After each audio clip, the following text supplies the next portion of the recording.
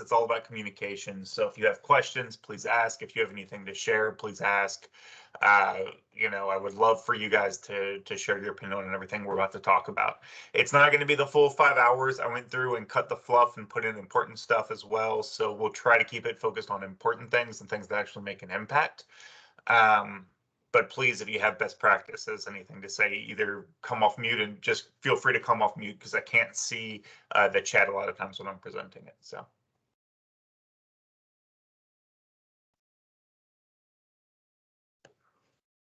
All right, 1 second here.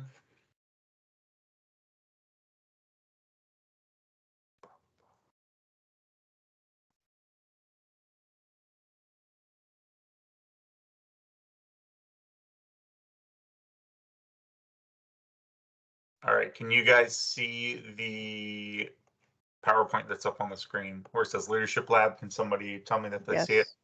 Yes. Perfect. Yep. So let's start with Kronos. Ransomware attack on Kronos, the biggest payroll company in the world. It's down worldwide, and it could be down for weeks. This is impacting every huge retailer, a bunch of Fortune 500 companies. It's a big deal, right? Not just H&R Block issue. So here's the $1 million question, right? It's going to be down for weeks. What that means is that I cannot update a bunch of people's times and make sure they get paid by the end of this week. It means that they have to go through the process to make sure that they get their paycheck and that it's accurate. So throwing it out there from the communication you guys have seen, because I want to make sure that I'm sending the information out and everybody's aligned. What's the process right now if you're a tax pro or a leader to get paid the right amount of hours? Fill out the leave it in. What was that? Fill out the sheet. Yep. Exactly, to fill out and submit that form that was sent out from corporate around Kronos. It's a Teams form. Does that update as you put it in? From what I'm being told, yes. Okay, so I should do it every time instead of just making a note. Yep, and that's the reason I wanted to talk about it, because what I don't want is someone to have like a sticky note or like a Word document somewhere on the computer with all the times they worked, and corporate not have that information, and then you not get paid for weeks until it's up and running again. Because I feel like this is a disaster waiting to happen if we don't address it and make sure we're on the same page. Any other? So Tyler, Yep. Tyler, can you go over that? So basically they're filling out the sheet and then emailing it to somewhere? Great question. I'll send out the exact steps to everybody right after the call. Like bulleted point, step 1, step 2, step 3. This is how you make sure you get paid with Kronos, just to make sure it's accurate for everybody. Thank you, sir. And then Tyler, I had a question today from one of the tax pros about what the preseason labor code is. Where can we find that? As far as the pay rate for the preseason? No, the labor code, because it's asking on that form. Yep. There is a Kronos page in DNA. Most of the labor codes are on that page. Okay. Thank you. Yep, and just to make it easy for everybody, I know we've got like 3 districts on here, but I'll send it to all 3 districts with the recording of today's call. I'll send out the best practices and steps around Kronos and FAQs around this whole process, just to make sure everyone's aligned. If anyone has questions after I send that email out, and if it's not super clear, feel free to reply right to that email with your questions, and I'll figure out the answers for you. I just want to make sure we handle this correctly, because I don't want people, we already have a issue right now trying to retain people, right? Super competitive work environment. So let's not lose more people for something we can't control with Kronos being done. Make sense?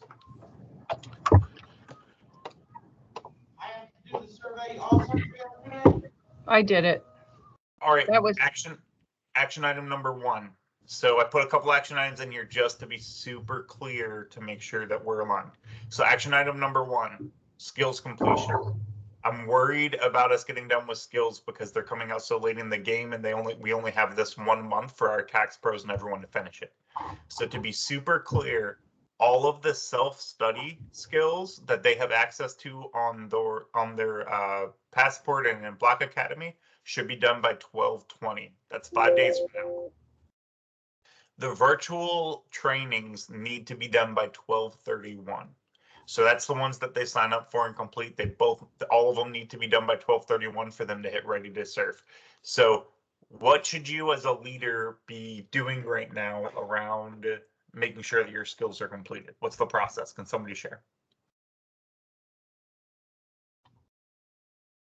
We can pull the skills to a win report in DNA to see where our people stand. Exactly. And then we reach out to them to see what we can do to help them reach the target goal date. You're right on. And if we're not doing that, I'm worried we're not going to hit it. So thank you, Leslie, for sharing that. And let's show that really quick just to make sure everyone understands.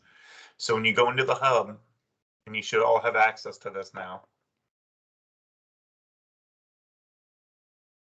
I'm going to cut off my camera so it loads a little faster. Maybe.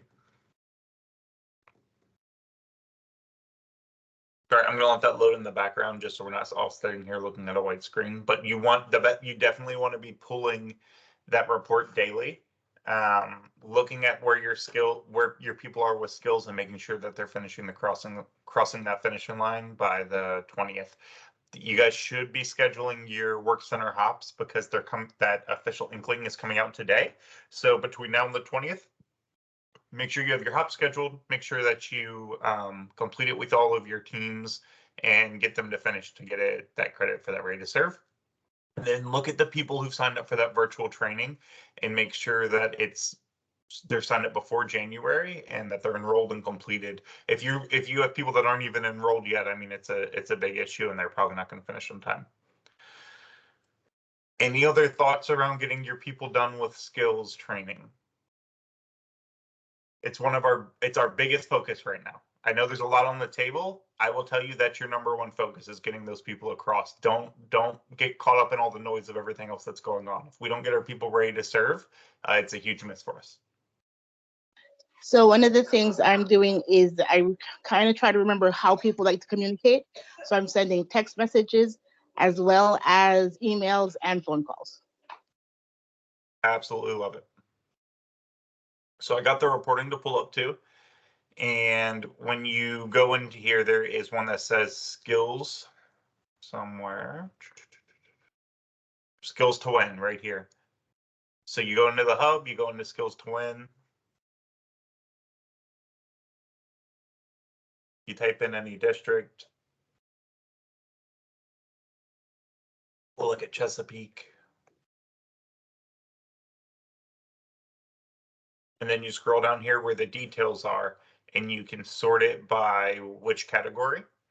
So like here's all the ATLs. That first category is, are they 100% complete, which they're not going to be yet because care days are still going on and we still have the virtual stuff, right? But then you can see what's required. Like, so for ATLs, they don't have to do the welcome session. It's not required, so you don't have to worry about it. But these, like the SOP, for example, that does have to happen. You can see that congratulations, Ruby and Jackie have both completed it. Fantastic.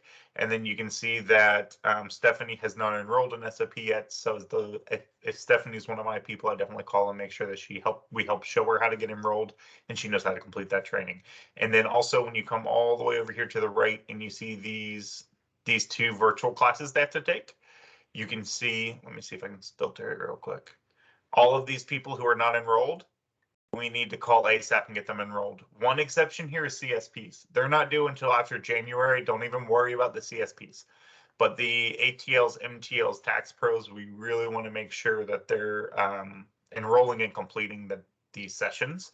And any of them that are after 12/31, which it looks like everyone in this district has withdrawn that's past 12/31, that you want to address those as well. Because if you have one on the January 16th, they're not going to get credit and they're wasting their time. And this updates every morning by 9 a.m. Tyler? Yep. For the ATLs, especially the new ones and MTLs, I don't think anyone saw your pointer or where you were in the report. So I don't know if they were following. So just a heads up. Oh, gotcha. So if you look, so just to share here, right? You see these little headers here where it says S2. Let me see if I can actually, bam, zoom it in for you. So when we look at these columns, I'll move it so it's all the way to the left. So see where it says welcome on the top left there? See how it says not required? That's how you know that you don't have to address that issue. But then if you scroll over and you see somewhere that says not enrolled, like this number 2 right here where it says not enrolled, that's someone that you need to contact and make sure that you touch base with them and show them how to be enrolled in the class and show them how to complete it. And so wherever you see not enrolled, or enrolled somewhere where the date is past January for those virtual classes here, those are the people that you want to reach out to and really make sure that you discuss. If you have any questions about this reporting, shoot me a note. I will be glad to spend 10-15 minutes with you walking through this reporting and help you understand it if you have any questions. The main thing here is anywhere where it doesn't say not required, we want it to say completed. So if it just says enrolled or not enrolled, or a percentage that doesn't say complete, we really want to make sure that we're taking the time to call a timeout, talk to that employee, and make sure that they get across. Everything where it says not enrolled or a percentage, that needs to be 100% or completed by 12/20. Anything that says anything under these two categories, though, the creating client connections lab and the small business client journey, both of those are due by 12/31. One point I'll put out there, for example, is, let's see, today is the 15th. So let's look at, look at these people on the top left here. Several people signed up for a class for 12/13 and they're not showing completed. So we need to call and say, hey, what's going on here? Maybe they didn't take the test yet. Maybe they didn't finish some of the training relating to it. Maybe they just didn't show up and forgot about the training. So you also have to look at those ones that have completed already, but they don't say complete. They say enrolled for a previous date, just to make sure that we're helping push them through. Does all of that make sense? Any questions around this reporting or skills? I know on Monday, which was the 13th, Block Academy was down as well at some point. So we had some people that were scheduled to take the training Monday evening, and they were not able to. So I'm not sure if they were able to register for another one, but it might show them as enrolled 12/13, but the system was down at that point. And it was down. And then, so corporate sent that direction that they have to sign up for a new class, unfortunately. And I'm sure that's a huge pain point for a lot of tax pros and some conversations we're going to have.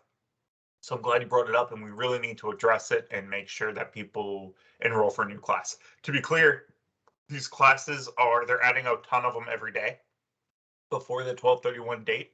And TTS yesterday, tech support said that if a tax pro calls in, they will walk them through the process on how to sign up a class if they're having problems now. So that can help your tax pro get enrolled in one of those classes and make sure that they're good to go as well. So you don't have to do it as their leader unless you want to. Tyler, the other thing is if they withdraw, it takes 24 hours for it to allow them to get back into a new class. Yes, yeah. Oh, didn't know that. Great share. Awesome. Thanks, Kevin. All right, so that's our number one priority for the next 5 days, right? And then by the 31st, really making sure everybody finishes these classes. So just make sure that, with it being our number one focus, that should really be your number one time focus right now. One more question. Hey, Tyler, Oh, go ahead. The CCAs, what are they classified in? What are they classified? I have some classified as CSPs and others classified as tax pros in the system. And so I'm not sure what their timeline is looking like. So what I was told for the CCAs, there is a Block Academy training that pre-populates. 1 second. Let me write this down too, because there'll be clarification as well. But there's a Block Academy training that pre-populates in there, and as long as they complete that, they're good to go, is what I'm being told, as long as they follow that process. But okay. I will get clarification as well to make sure we're all on the same page. Thank you. And for those confused, I know not all districts have it. Those are for those outpost pilot offices. So if you have an outpost pilot office and you're not in Chesapeake, shoot me the office number and I can help you. I think it's just Chesapeake on this call. Tyler, I have a question about Accelerated Tax Pros. They're not till January, right? That set of skills. Yeah, they're like January 15th. Okay. You don't have to worry about them yet. Really, what we're focused on for the 12/31 deadline, it's really that prior year tax pros, ATLs, MTLs. Thank you. Yep. And then what I'll do is, as we hit January, when we all come back from break, that's where I'll have the clear next steps for whoever's left, the CSPs, the ATAs, that kind of thing. So everyone's aligned. Tyler, I'd Yep. like to get specific directions on where the tax pros find the classes that they don't have. Because a lot of my tax pros think they're done, and obviously they're not. So they're supposed to populate in their Block Academy automatically as being registered this year. So it should be there. If it's not, you can take that passport I've sent out a couple times, or if you go into the hub and search passport, it has them all listed. And you can literally search, or even if we look here, you can search what these headers are for whichever they're not completed with, and it'll pop up in Block Academy and they can take it. So if you have someone who needs to take the Offering Excellent Choices, they can log into Block Academy, search Offering Excellent Choices. It should pop up and they can complete it. Okay, thank you. Yep. Any other questions? Like I said, safe space, and this is our #1 objective. So really want to make sure we're all aligned.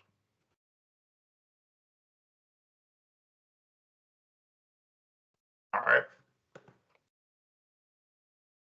Action item #2, schedule readiness. So this is a snippet from my boss, Dan, that he sent out to the entire region yesterday. So just to be clear, he's got permission to push schedules back to the end of day tomorrow, which is good news. So instead of it just being Monday, we now have till the end of day tomorrow to complete your schedules and get where you need to be. Schedule up to 2/18, and then the individual week that ends in 4/15, because it's our peak week. As long as you schedule up to 2/18 and that ending of that week, you will be good on schedule readiness. You hit auto schedule for the remainder weeks of tax season so that they can auto schedule IFA and OLA, but at a later point, we'll go in and clean up those weeks. But what we're looking for by the end of tomorrow is up to 2/18 to be done and 4/15 to be complete. And then I'll also share with you the reporting around it. So if you go to the hub again and we go to labor summary.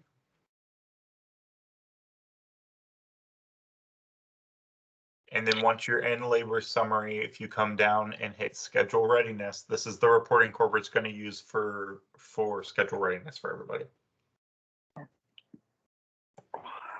And you can break this down to the district, office level, whatever you're trying to look at. So once again, we'll just look at Chesapeake because it's easy.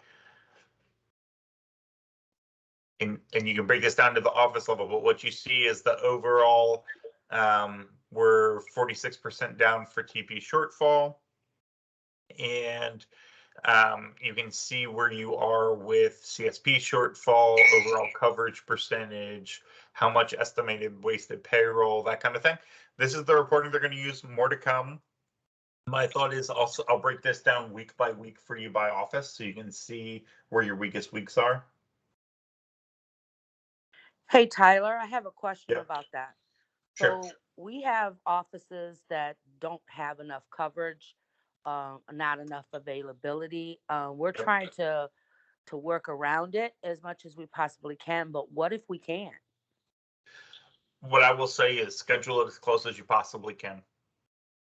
That's really, and then the reality of the situation is, as we get into the tax season, that's where we're going to leverage work from anywhere. That's where we'll leverage some of these high profile CSPs to take in drop offs and control what we can around it.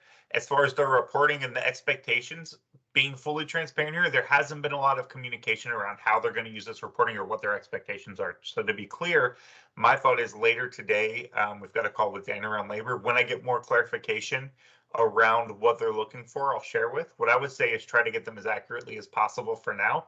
And I'll share with you what I hear as far as expectations or what they're looking for as soon as I get it. Is that fair? Okay, thank you. Yep. Wish I had a better answer for you. Right now, it's try to make them as clean and tight as possible with what you've got.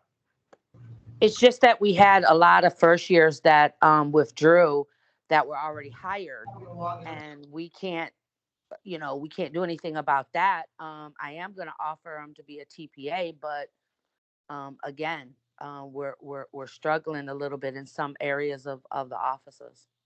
And you're far from the only one. What I'll say is, from helping all the PSMs, that's like every district right now. It's a real struggle, and I think that's why you're seeing that. You're not seeing. I don't know if you guys, for those of you who were here last year, it was very much this call where it was like every single week needs to be green. Let's focus on green, and micromanaging the schedule process. Whereas this year it's just like, okay, we're down 46% in tax pros, so we need to make sure that we're getting coverage. So I think that's why we're seeing a little bit differently, and I don't have a clear answer on exactly what the expectation is here yet, because I think they're trying to figure that out. It's a problem everywhere, and what I would say is think of what that means for the tax season, and in reality, the behaviors we have to do. We have to hire more CSPs to make up for some of these shortfalls. We need to make sure everyone's comfortable with and turned on for WFA.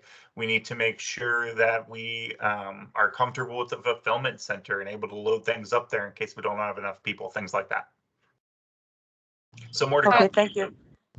Yep. Tyler, I have a question. I'm trying to partner with a peer here on helping with the schedules, and these specific locations were open extended season. We didn't auto schedule these, or they're currently open. So basically, we're just going in and working on those schedules manually for all these weeks, correct? Yes, correct. So auto schedule. So to be clear, auto schedule should have the way it was supposed to work in a perfect world. Auto schedule was supposed to run that day on I think it was the 10th, where it was going to run for the beginning to the 2/18 time frame. Right. In reality, it ran from like February 1st to the 18th. And then we were supposed to go in on Monday and auto schedule those first couple weeks, which I gave the direction to 44111 to do that. Or I actually went into 44111 and did that myself for the beginning, so you guys didn't have to worry about it. And I gave the direction to Chesapeake, which did it as well. So I would say if that hasn't been running, whatever your office you're in, go ahead and hit and run the auto schedule for that time frame for the offices you're looking at, and then go back and tweak it and adjust it to what actually makes sense. Right. At the end of the day, right, scheduling is auto schedule never works 100%, because you have different people situations, you have people that have different availability. I'm just asking you to do what makes sense here and try to make it as close to green as you can with what you have, and then we'll figure out the plan on the go forward on how to adjust and make sure we actually have the people there that we need. Okay, I just wanted to make sure, because again, we were told not to auto schedule those specific locations that had been extended last year and stuff. So yeah, then just manually throw them in there. That's fine. Okay, yeah, because both of us are new for these 3 locations, so we're not familiar with the people yet, and so we're just trying to do the best we can. So okay. Yep, totally appreciate it. The big risk you have is if you don't do auto schedule if you don't hit the auto schedule. What happens is the IFA, OLA, tax pros won't be scheduled during that time frame. So if it's an office without an IFA, OLA, you're fine. But if someone does IFA or OLA in that office, I would really recommend, even though someone told you not to do the auto schedule, I would take note of where everyone is now, do the auto schedule, and then adjust it back to where it is, just so that those people can be scheduled for that from corporate. Thank you. Yep. Any other questions or thoughts around schedule readiness? Anybody with experience want to share anything different they're doing?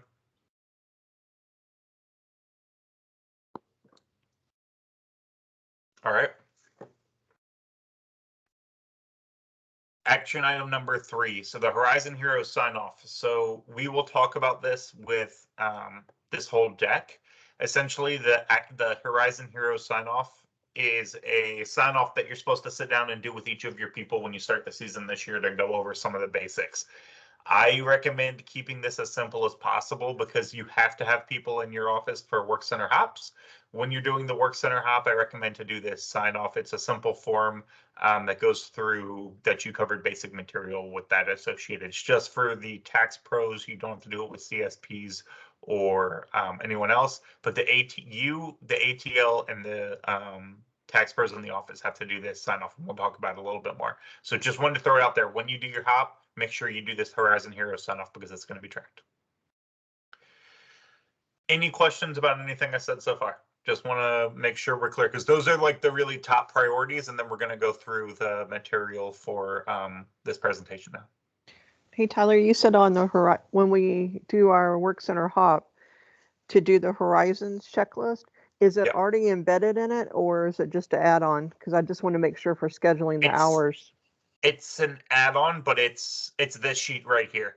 So when you can do this virtually over a video call if you want. It's how you want to run it, but the thought process from the company is on their first shift, you're supposed to sit down and do this with each person. It's very similar to like that virtual sign-off we did last year, right? So they have to ask them how they prefer recognition, public or private. Tell us how they did at ICQ, how they did a video, MyBlock, digital drop-off, approve online, work center, small business. You fill that online form. The link is in the inkling for today's call. And then once you complete that form for each person, you're compliant. My thought is if you do it when people are in there for work center hop, you don't have to set up a whole second date for it and a whole other planning thing for it. You can just do it right when they're there in the office, or you can do video calls with your people. I don't care how you knock it out, but that's what the sheet is. So is this recommended one-on-one, or can we do 4 people at a time? I will say they recommend it as a one-on-one to judge their performance. What I will tell you is I'm not going to follow up how you execute it. I just want to make sure that it's completed for your district. I know for your area. I know we have a lot going on with it, and we're going to talk about it more in a minute. So we'll break it down. Thanks. So overview of what we're going to be talking about, right? Horizon Hero program. We want to talk about the first year tax professionals' first 30 days, how to calendar for impact, and how to prepare to win by kicking off with a plan. So first, Horizon Heroes, we just talked about it, right? It's this sheet. It's really just they want you to spend one-on-one time with each of your tax pros and first year tax pros to make sure that they're comfortable with all of these things. So make sure that they're comfortable with how they receive recognition, and then going through those virtual tools, the call quality, and what we're doing around work center and small business. I mean, this is all stuff we're talking about with our people anyways. It's just making it a format where we sit down and talk to our people. Once you fill that out, so if Tyler the tax pro sits down with you and you walk through this with them and you check off all the boxes, then Tyler is a Horizon Hero and you can move forward. This breaks down the conversation a little bit more. So let's talk about it a little bit, and then we'll open it up for questions and share opinions on it. First, and one thing that's not on that checklist is people and culture. And so we need to talk about what the people and culture piece is and what kind of culture we're trying to build with our team. From the AES, so I can only speak to Chesapeake here, right? Because I can only see Chesapeake's information because I'm supposed to use the AES information. We had one of the top AESs in the region last year. We had really strong performance. Our people said they really liked to work for us, and we had some of the highest return rates for tax pros. So some of the leaders from Chesapeake, can you share kind of what your look on culture is and how we look at the district from a cultural standpoint? Because we did a really good job last year, and I'd like to try to keep it as similar to the same as we can as last year. I think that we view each individual tax pro as a person, and we handle their situations individually. So everybody feels valued for their particular style and situation. So if we do that with every tax pro, then they feel that their input is valued, and we kind of build that culture of family and one team. I like it. So what I'm hearing is that people first culture, where we focus on the individual and their contributions and having a real relationship with that person, which for those of you that have been with us since the beginning of Skills, reminds me of that whole radical candor session we went through and it's all about the relationship you build with your people. So absolutely love it. And I think we definitely tried to lead that way. Any other thoughts around the people and culture and what else we're trying to do from a cultural standpoint?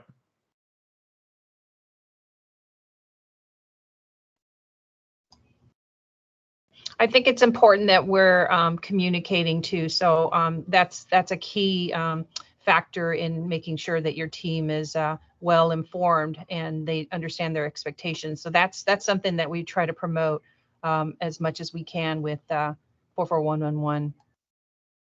Absolutely love it.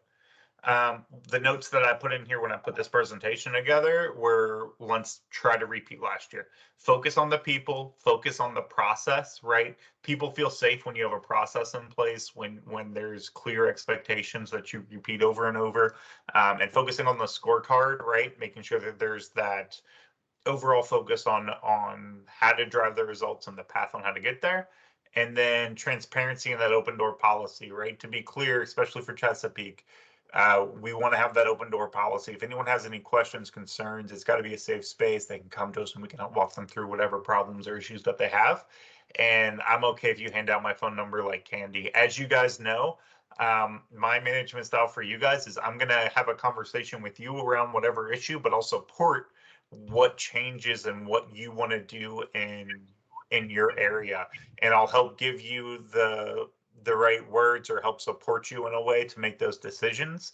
But this isn't about getting you in trouble as a leader. It's about helping support you through the things that you want to do with your people for sure. The other thing I would say is, as we're having these conversations with the Horizon Heroes, something I would recommend is talking about this scorecard. This is the focus for Chesapeake. This isn't going away. This is how I'm going to rank you. This is how I'm going to rank us. I'm not trying to make it like, oh, scorecard. But at the end of the day, these are the things the company looks at, and this is how they determine our success here. So I would recommend making sure your people know the path to each of these things, right? Do they understand what we're doing to drive return growth? Do they understand the process that we have in place to drive good surveys? Do they understand how to win in virtual? Do they understand how to win in attachment? And do they understand how to win in small business? Because if they don't, and we're constantly pushing for 90% service customer satisfaction, but they don't know how to do that, it becomes a stressful environment, and that's not what we're looking to do. So that's, to sum up, that's what Horizons Heroes is. That's what we want to walk through with all of our people, is that, here's what our culture is. Here are the virtual tools. Here's small business. Here's Work Center. Here's just kind of our expectations. And then let's fill out this virtual form that kind of summarizes how comfortable you are with each thing. Any questions around it? Was that clear? Does that make sense to everybody?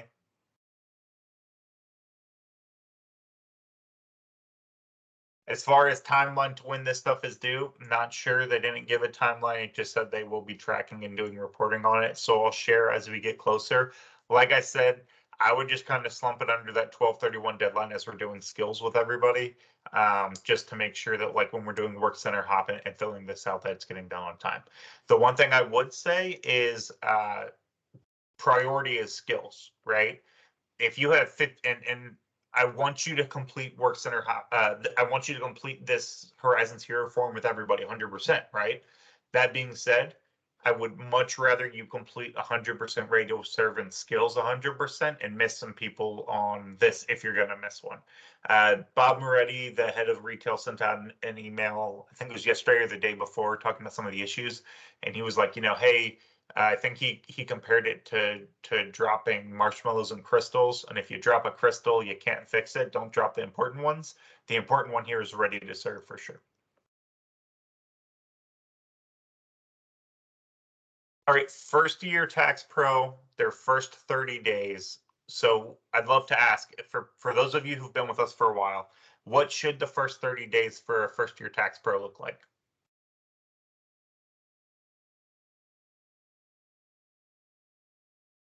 They should be working on their case studies, but also partnering and mentoring with other seasoned tax pros to understand the process and having lots of interactions with their leaders. Yep. Love it. What else do you guys think? I was going to say, in my office, one of my tax pros always sits with the first year, and he is the tax pro will be the client, and he sits there, and they do a case study, but they do it as a role play thing. And he does that every year for me with the first year. I love that. Do you retain a lot of your first years? That's another question. Not a problem. So here, let me rephrase the question as a general group. Why do you think this is a slide that the company's sending out? Any guesses?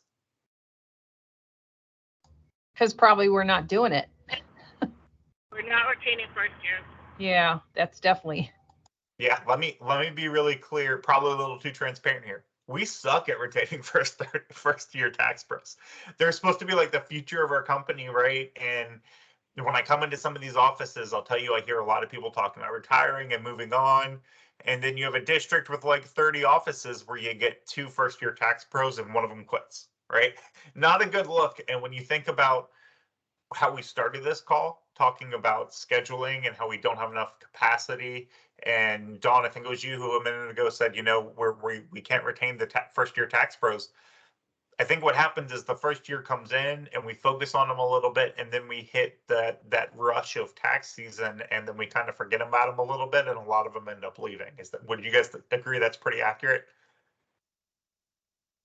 So how can we fix that issue? Because honestly, we need to address it, or we're going to be in trouble a couple of years from now. We need to be growing the tax pro population, not shrinking. Think about what we talked about last week on our call, Chesapeake, how the last 2 seasons have been extended, but this season it's compressed because it's not going to be an extended tax season. And we have a lower hiring goal than the last 2 years. So what that means is more tax returns, less tax pros, is we're not trending the right way with staffing. So what would an ideal first 30 days for a tax professional look like? If you had unlimited resources and unlimited time, what were some things that you would try to make happen for that first year tax pro in the first 30 days?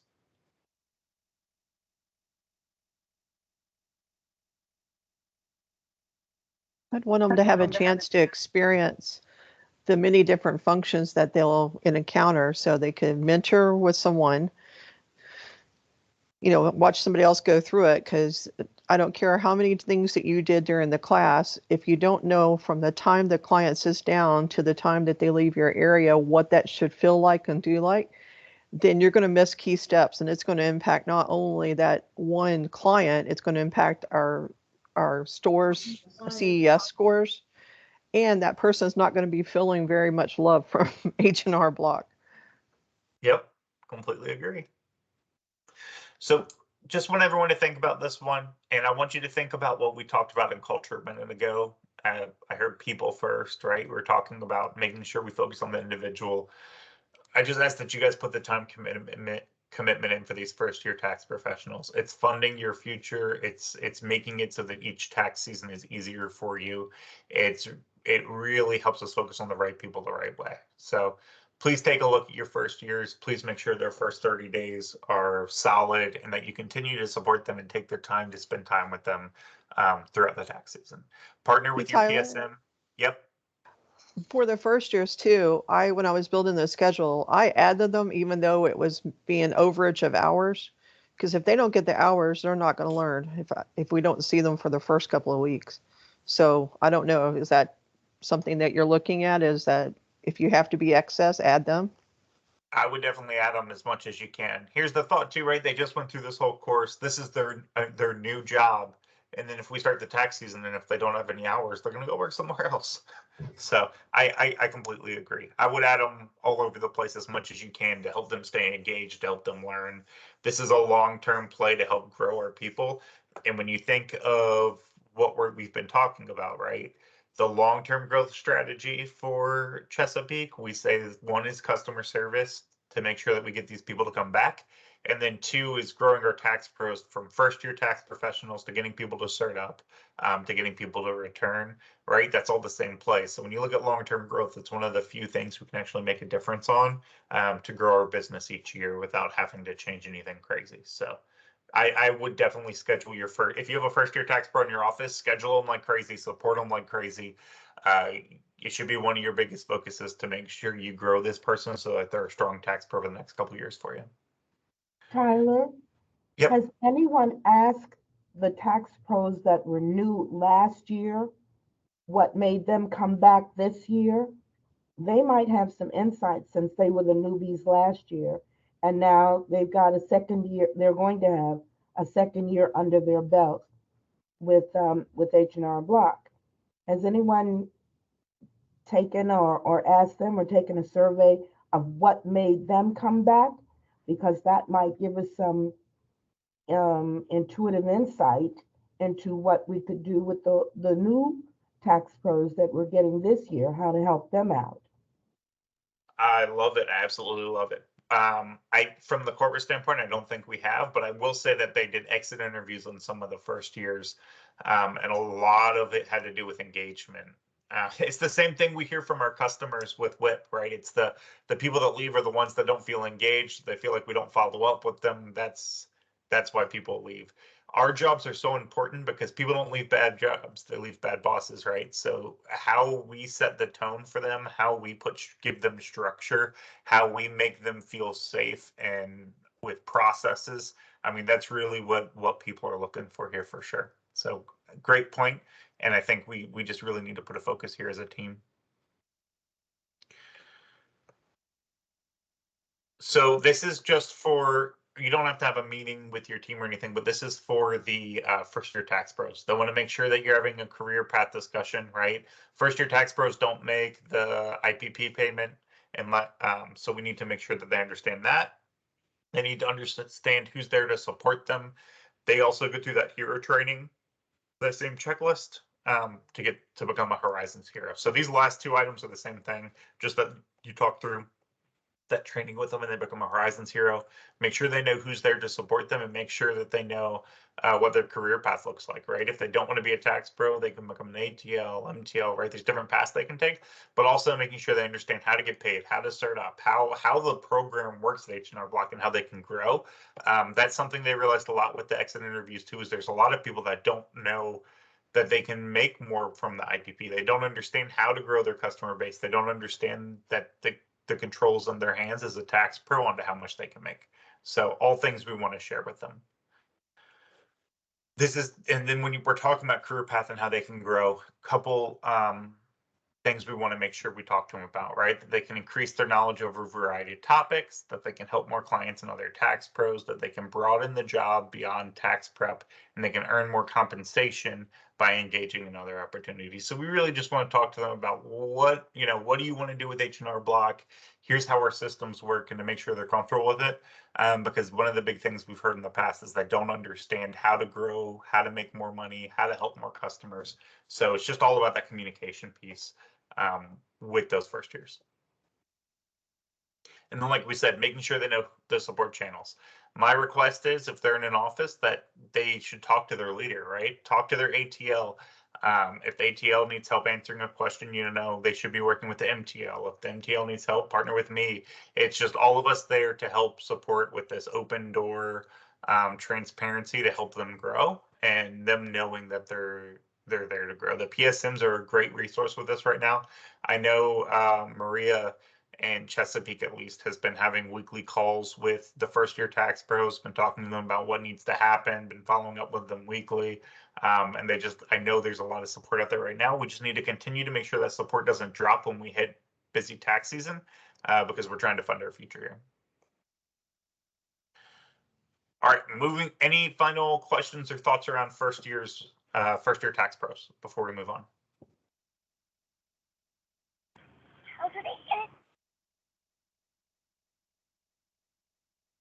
All right, moving on. Calendaring for impact.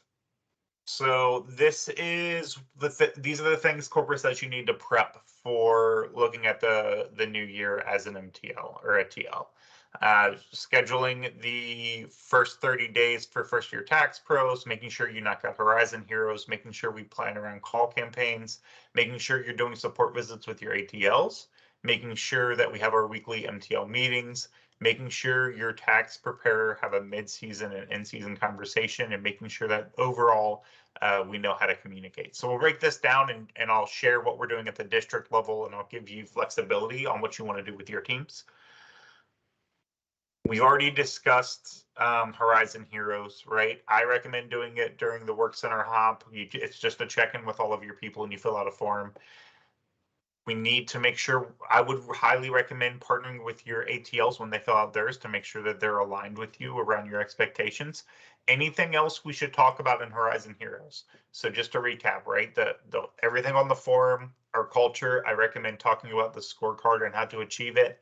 Anything else that you're going to cover with your team during Horizon Heroes?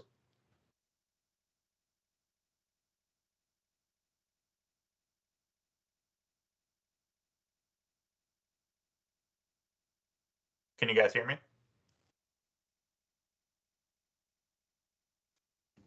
We can hear you. Okay. So at minimum, let's make sure we're going over that checklist with them, the one that has to be electronically filled out. First year tax pros, first 30 days, we already talked about. Let's really just make sure that they have the support that they need so that we're able to retain them throughout the tax season. Calling campaigns activity. So as the calling campaigns come out, right, that's something big that each of you need to plan for your people. To be clear, Chesapeake, I think we continue to do the texting campaigns. We had the highest percent turn to appointments. It ended up being the easiest thing for us to do. We went from 0% to 100% the next day. Any feedback on doing the call campaigns as text campaigns? Is that something we want to continue to do? Do you guys prefer the texting over the calling? I prefer the texting. Awesome. Okay, I heard a bunch of good words there. I know a couple people were talking at once, but it sounds like that's what we want to continue to do. So let's talk about it really quick. When we're coming up on calling campaigns, do we want to do it like we did the first time and just all get together and make the list together, or have our ATLs do it? What about execution? Are you guys good with doing it the same way we did it last time? Or do we I want to agree. Let the ATLs do it. So how about ATLs and CSPs, and we give them the support and the time scheduled to be able to make the lists? Does that work for everybody? Anybody have heartache with that? Okay. So we'll continue to do text campaigns for all these calling campaigns to make it easy for Chesapeake. For the other districts, really just make sure you have people scheduled to make the calls and that they're focused on the best behaviors, because it's a huge piece of how we drive success. Virginia Beach, Tyler, we'll get together and we'll talk about it, but we'll probably go that same route. Yep, for sure. And in January for Chesapeake, in January 13th or 14th or whatever date we sent out, we already have that call scheduled where we're going to talk exactly about what those texts that we're going to send out say. Please don't send any until that call, because we can only send so many, but because if they hit stop, they'll stop receiving them. So don't send any mass text or any mass text around calling campaigns until we approve and sign off and agree on what the message says, because I want to make sure we're aligned there. Are all the offices done with their worksheets? Great question for Fen. I know we're pretty close. Let me phrase it this way. Does anyone still have to have an office they need to finish for the Fen lists? Yeah, we do. I know Franklin still has some that we need to complete. Got it. Teresa, I know you've got a couple ATLs hungry for hours. Would some of those? Yes, I have some people who want to do the project. So if for the Chesapeake people, if you send out today what stores you still need help on, I'll make sure we put somebody on it. We can wrap that up. Love it. And if we use the shared list, please, because if you've broken your list down, if you could just copy and paste, we'll know for sure which stores are still missing. Just so we're aligned on that, because I think there was some confusion, Teresa, after this call, can you send out the link to the shared list just so everyone has the same list? Will do. Beautiful. Weekly MTL meetings. So I know this is a little bit different than what the company program for Chesapeake. I want to try to keep it the same. Every Tuesday at 10 a.m. we come together as the MTL team. We'll continue to run the same format of kind of that open discussion, what needs to happen, top priorities, and then I'll continue to have one-on-ones weekly around scorecard and people. And then, of course, we'll do a lot more visits this year, and you'll know each time before I do a visit and what we're going to look at before that visit. So just a couple questions because I want to make sure we're aligned. Tuesdays at 10 a.m. still a good time for everybody? Is that still a small impact for business during tax season, or do we want to change the time?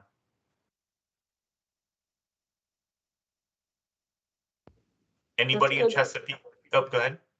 That's good for me, except for during peak. I may have a conflict. When we're in peak, I'm not going to have a call. So like peak That weeks, makes the it top easy. peak weeks, no call. I'll send out like a hey text of what the focus is or whatever. But my thing is take stuff off your plate when we're busy. So anybody in Chesapeake have a reason we shouldn't have the calls at 10 a.m. on Tuesday? Nope, they're good for me. I'm not going to say not to have it on Tuesdays. I just know at Constance, I don't have any tax pros that have availability on Tuesdays. So I'm going to be in the office usually by myself, except hopefully during the peak weeks.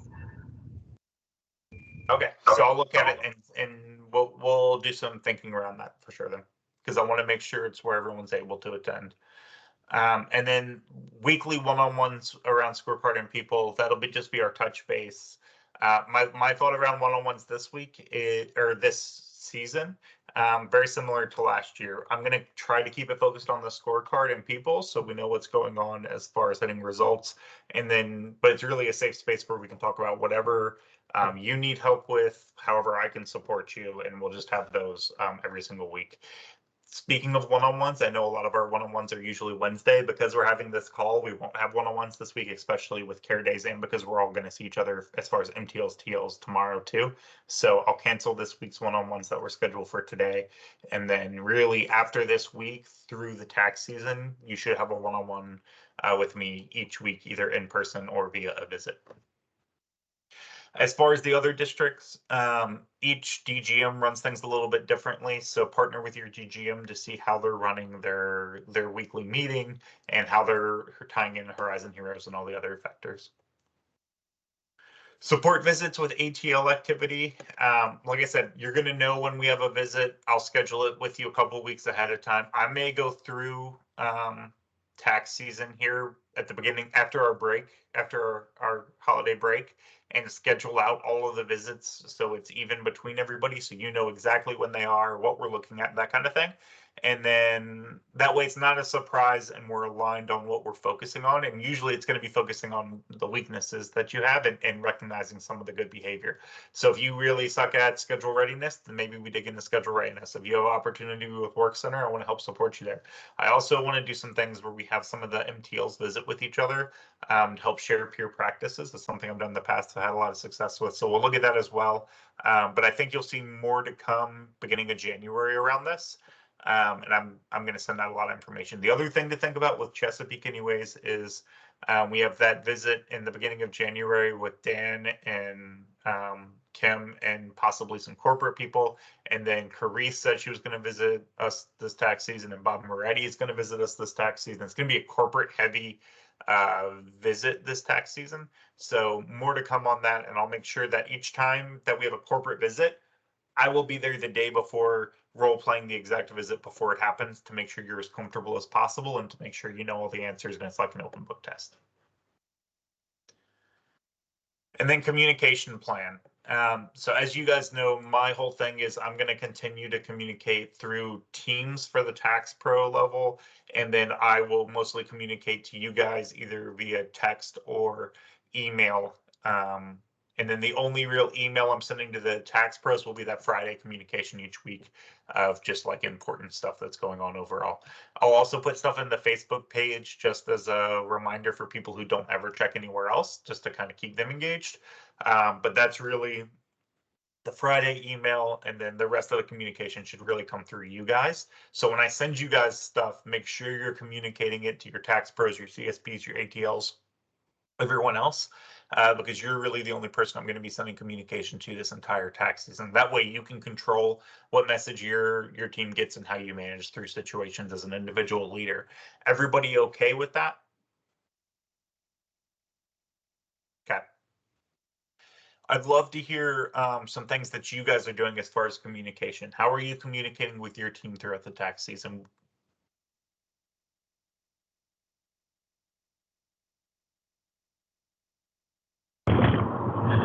So I saw something used at South Hill last year that I'm going to try this year, and it is using the Teams chat within the office.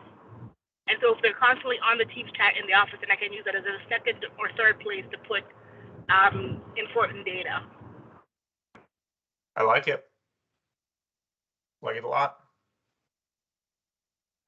What about, what else? I know, Joy, I know you do some communication stuff with your team. Can you kind of share what you do as far as communication with your people? I mean, right now it's a lot of emails. It's a lot of text going back and forth. I'm scheduling an ATL meeting for next week to have in person, to sit down, have lunch with all of them, just trying to get them focused on what they need to be working on for this coming season, what my expectations are of them.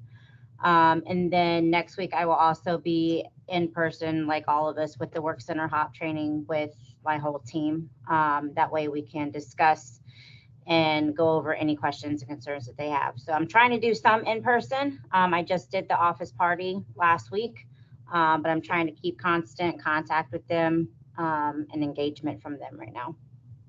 Absolutely love it. I also love the taking somebody out to lunch and really having a conversation with them piece. If you have it, just as a side note here, right? Remember when we were talking about radical candor and we're talking about fixing behavior, right? It's hard to replace a tax pro, especially one that has a lot of experience and customers. Think about if you have a tax pro who writes over 500 returns a year and they suck. Let's say they suck at attach rate, and you really want to try to fix that because it can make a huge difference. Take that person to lunch, expense it, and sit down and talk about the impact and what you need from them this year. Fix the behavior before the season even starts. You can totally expense it, and it'll make a huge difference on your P&L and your profit and everything else, and it'll just make everyone's job easier. So slow down to speed up, right? Slow down to talk to those people and have those conversations that set the tone so that you can get faster results later on for sure. Any other final thoughts around communication and what you're doing with your teams?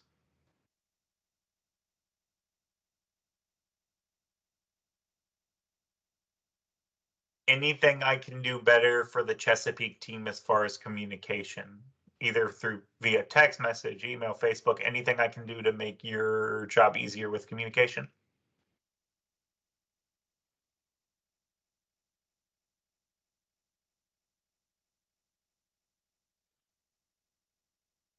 Okay.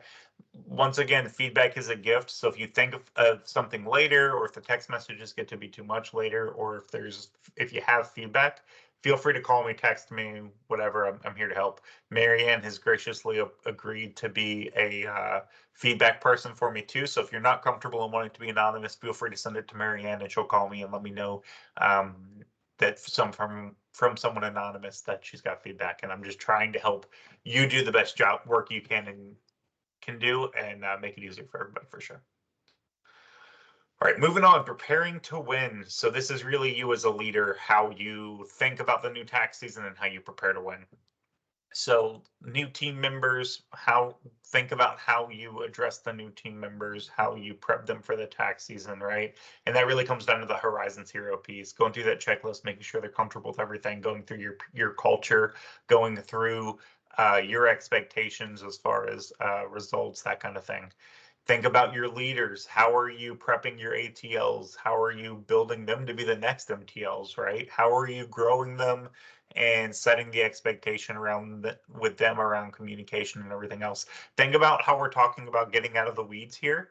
I really want each of your ATLs to be like an MTL. So a lot of your time this year should be on guiding them and growing them and having them really run their offices. And as you know, in Chesapeake, you should have an extra ATL in your office, your home office. If you don't, I would put everything else on pause and find that leader now. Go external, open another Indeed ad and expense it. Do what you've got to do to find that person, and then focus on helping them run your main office so you can be in as many offices as you need to, and not stuck answering phones in an office or at the ATL level. Tax professionals and CSPs we've already talked about. And then, of course, the district partners, which are our district partners, Dawn, for sure. The CSP's skills begin January 3rd. So any of your CSPs that are working now, they don't have to start schedules till January 3rd. They're not part of that ready to serve that's due on 12/31. I'll send out more information as we get past the new year for sure. Tyler, Yep. on the preparing to win, just a side note, just because everybody's had this training, don't assume they know everything, because like 2 or 3 weeks ago, I went up and asked Melissa if she felt comfortable with what she had to do, and she's like, no. And so I sat down and made a list of things of kind of daily things that she would need to do during the day that she probably had in training, but she didn't go over it hands-on, and so she didn't know how to do it. So we took a day and went over that stuff so she understood what she was doing, and I think she felt comfortable afterwards. No, Better, she says. That's fantastic. And that's where, when we keep talking about being out of the weeds and not doing all the little stuff, I really want you to, seriously, I want you to spend like 80% of your day coaching people and making sure they're comfortable and checking in. And like I said, watching TV where you sit back and watch the behaviors. Most of your job, like 80% of it should just be on observing people and coaching behavior and helping engage and motivate people, right? And then the other 20% should be preparing for that daily morning piece where you go through the results and see where you need to spend the time coaching. That's what it's all about. If as an MTL you're writing a bunch of returns and you're answering phone calls and you're doing that kind of thing, you're an overpaid CSP, right? Where you want to spend the time is building the behaviors and coaching the behaviors and following up on behaviors and making sure that people constantly understand the path of how to get there and making sure that people understand what needs to happen for them to be successful and checking in of, hey, do you feel comfortable? How can I help you? That kind of thing. That's where I want everybody to spend the time this year for sure. And I think Barb, you hit the nail on the head there, that if we're not doing that kind of thing, I mean, imagine if Barb didn't have that conversation. That's how you lose an ATL. That's how you lose somebody. That's how you end up answering phones the whole time and being in the wrong place. So thank you for sharing for sure. Building the foundation. This is just the basic SOPs. This is the SOPs right here, right? This is the scorecard. It's all what needs to happen every day. So make sure that your schedules are green. Make sure that we're doing that schedule readiness activity today. You have till end of day tomorrow. Make sure that you set the tone around work in process. And then, like I said, think about the behaviors here. Constantly reinforce the behaviors and drill in here. I don't want you to go in and fix work in progress. I want you to coach the person who messed it up and fix the root cause issue so that it's always not a problem for you. Inbound call quality, right? Listen to people on the phone, listen to their phone calls, listen to how they answer the phone, and then coach them. What percentage of our appointments are made over the phone? Anybody remember? 85%. 85. Bingo. So maybe it's important to make sure that we're answering phone calls the right way. And actually, because if you have somebody answering the phone, say you have 3 CSPs and one of them is really just needs some help making, solidifying appointments, then that's a third of your appointments this year that aren't going to have, that aren't going to convert into appointments if we don't spend that time for sure. Service quality. One more question here. What percentage of our new customers don't ever come back? 50%. Was it 50%? 50%. Yeah, 50%. Half of your new customers will never return if you're not nice to them. Don't slap your customers in the face. They're a gift to you. Even though some of them are high maintenance, we know it, right? The whole thing is make them feel like we roll out the red carpet. Show them the value. They're paying a lot of money to get their taxes done. That means we don't sit there and fill out all the information. It means that we try to give them tax tips. We try to make them see the value of why they're coming into the tax office with us. And then we say, hey, was your service great today? It was. Please, or was your service excellent today? Great. Please fill this out. Oh, it wasn't? Let me help you. What concerns do you have? That kind of thing. And then virtual tools. We talked about Spruce, right? That new Block Money or Spruce that just came out. I sent the link out to everybody. It's the way of the future. It's what's going to push more people into the offices so we can help more customers. It's a huge win for us. It's also part of your bonus this year, right? The goal is 40%. And right now, if you look at, I was looking at the phone inbound call quality scorecard yesterday. Anybody want to guess what percentage of times on the recorded calls that we talk about virtual tools or bring up MyBlock overall as a district? For this last 25%. this last week, out of all the phone calls we had that made an actual appointment, what percentage do you think we brought up MyBlock or any of the virtual tools? 10%. Who said that? Barb said that. It's 11%. Ooh, close. Anyone want to guess what our virtual percentage was? Overall, like the actual result? 7. It was around 7 for last tax season. No. This last week where we had 11%. So 11% of people on calls got mentioned. The overall result was 11% virtual. There's a clear tie. If you look at our last year, for the whole company, the amount of there was about 7% of these virtual tools got mentioned on recorded calls last year, and the company ended at like a 6.8 for virtual. It's the same thing. Let's make sure we're talking about it on these calls because that's what's going to help drive it along. And I know we have a bunch of other strategies we're trying to play there, but just keep in mind how that inbound call quality and virtual tools tie together. And no matter how much we prep for a visit, the numbers don't lie. If we have this great visit with Bob Moretti and everything looks great and they pull up this inbound call quality and we've got like an 11% mention of virtual tools, can't change that, right? So start the behavior now so that we win during the tax season for sure. So what's next? So this is the slide. So I've got 2 slides here, one from corporate, one from me. So the recap from corporate is make sure your first year tax pros are comfortable in their first 30 days and we continue to support them.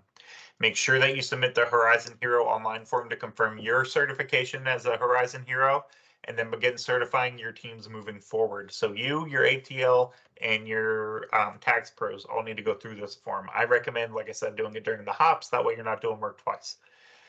Calendaring for impact. Make sure you're leveraging Outlook or Calendar to track initiatives, milestones. Really, it's just for our area, we're going to touch base every Tuesday. You know, I'll constantly send you guys.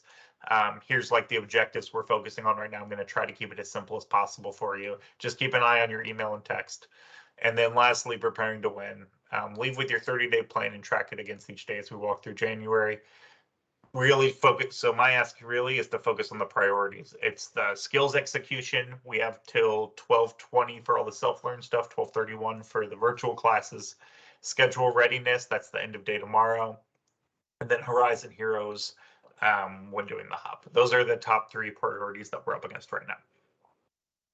Last thing I've got for you, the Horizon Heroes activity. In the Inkling for first 30 days, if you search first 30 days in Inkling, it'll pop up. The Horizon Heroes, there's an activity you can do by yourself step by step to walk you through and make sure if you're not comfortable with how to pass that checklist of 5 or 6 items, it'll walk you through that whole piece if you have any questions. I'm also here to support if you have any questions. It's really just making sure that you're comfortable around the virtual tools, small business, work center, and what our culture looks like. So that is our call today. We brought it in about an hour. So what questions do you guys have? What thoughts do you have? Like I said, safe space, but just want to open it up either to any questions you have in general, anything I can help with. Love to hear what's on your mind. I have a quick question. Just a few minutes ago, you said that schedule readiness was due tomorrow, but at the beginning, I thought you said it was due on the 18th. No, 16th. 12/16 end of day. Yep. Thank you. For sure. Tyler, I have a question about the Chronos. I know it went down Sunday. So do the tax professionals that worked on Saturday, do they need to put their time on that spreadsheet that was sent out, or how are they going to be able to get that time back for Saturday?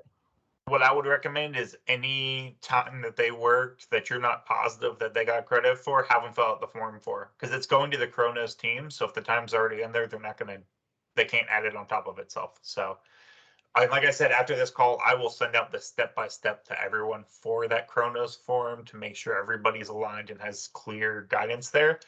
My ask is that you share with your team and make sure your team understands, because if you start messing around with people's pay, that's where we start running into some real issues of people disappearing, right? So I want to make sure you get paid. I want to make sure your people get paid.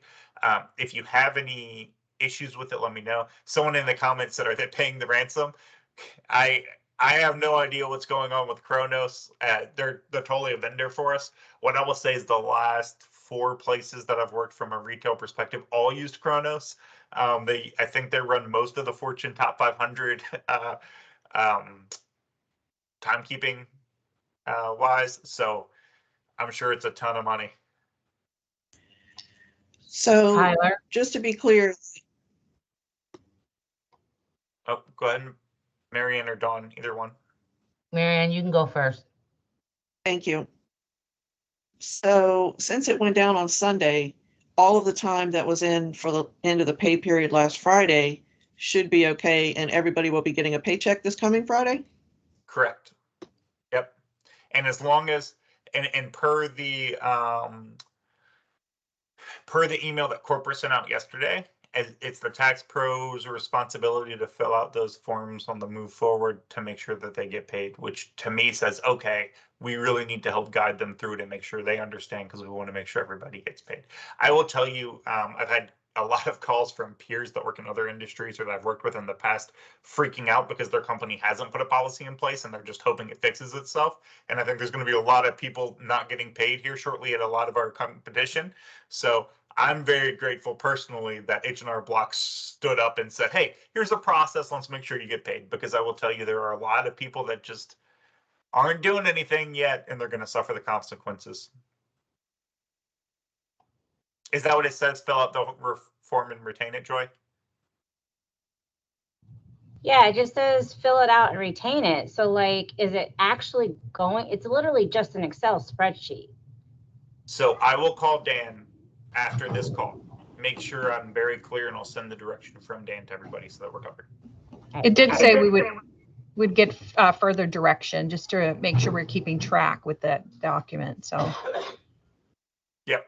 So I will get crystal clear direction from Dan and from People Center. That way we know for sure, because I just want to make sure we have something in the line.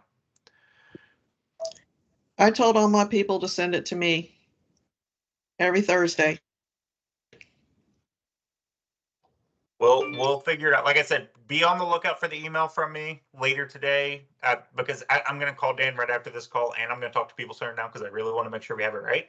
So it might be like 12 or 1 o'clock by the time I get the answer, but I want to make sure it's the right answer. Then I'll send an email to everybody. It'll tell you exactly what the best practices are, what we can expect, just to make sure that we're all aligned and on the go forward with it. Can you also include Virginia Beach on that?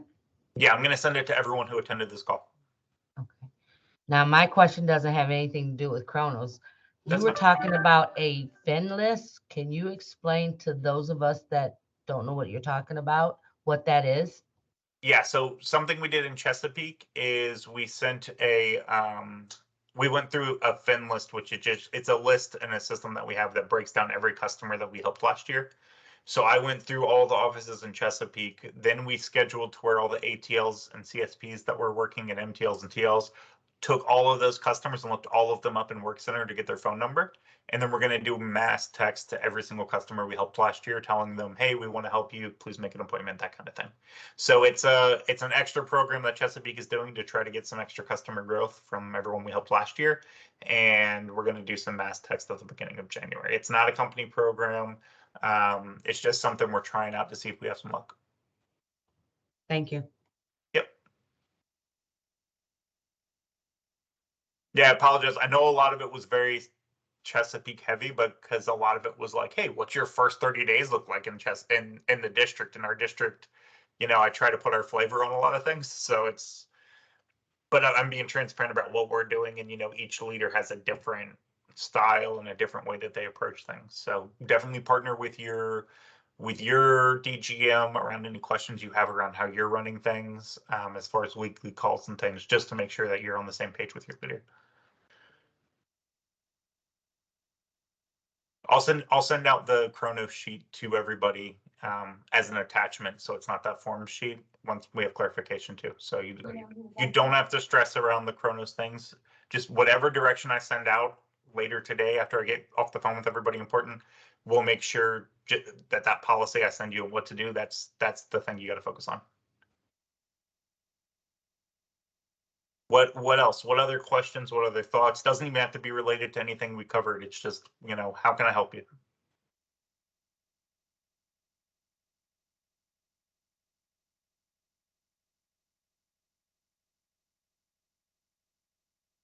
All right, if you think of anything, my cell phone number is at the bottom of all my emails, including this call. So feel free to text me, call me. Do I have the winning Powerball numbers? Look, I work for H&R Block too. I love working with all of you, but I probably wouldn't be here if I had the winning Powerball numbers, okay? So, but but honestly, thank you guys for joining. If you think of anything, feel free to text me or email me. I'll help out any way that I can. And thank you for Friends District 44111 for being flexible. This right now, just an update on Fran for everybody who's wondering. She said I could share, so I'm not violating anything here. Her husband did pass away, for those of you that don't know. That's why she's been out. She will be returning on the 1st. And then when she returns on the 1st, she's going to be taking over the district again. In the meantime, I'm here to help you up to the 1st and help make sure that you guys get through your skills to win, which is the biggest, your scheduling stuff, all of that issue. So if you need anything from code 4 to a hiring issue to, oh my God, there's a bunch of bees in my office. I had a call like that yesterday. Whatever it is, call me.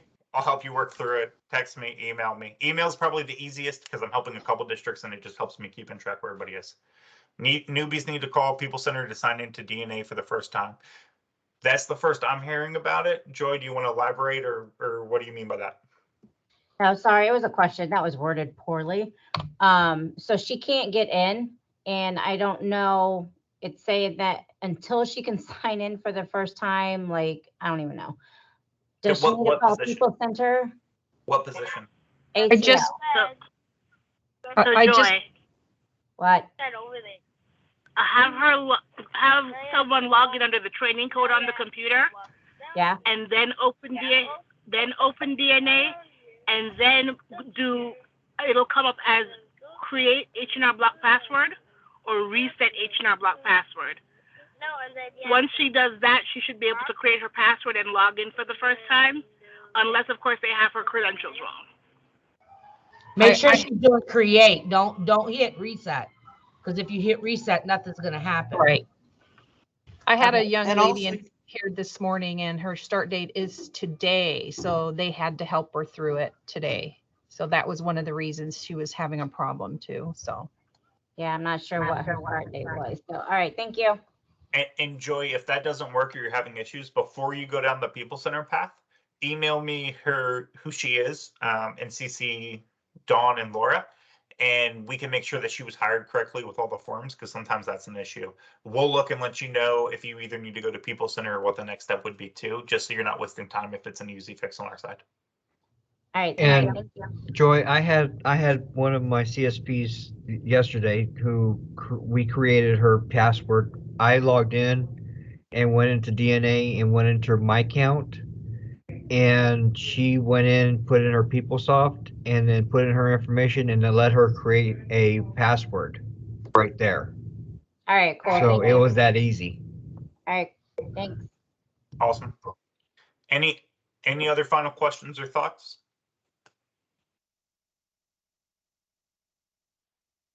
A lot of newbies don't know there's SSO. Yep. If I can look up anybody you need in Work Center, not Work Center, and Workday, and give you their SSO if you need it. Just shoot me a text, Debbie. It's also the SSO ID is also on their training report. Awesome. Cool. And if you can't find it, Deborah, you can always shoot me a text with their name and I can pull it up too. All right. Well, thanks everybody. If you need anything, let me know. Just a reminder to the Chesapeake MTL TL team, we have our in-person meeting tomorrow at Apex. Make sure to bring an ugly sweater and a $20 gift. Thanks, guys. Talk to you later. Bye.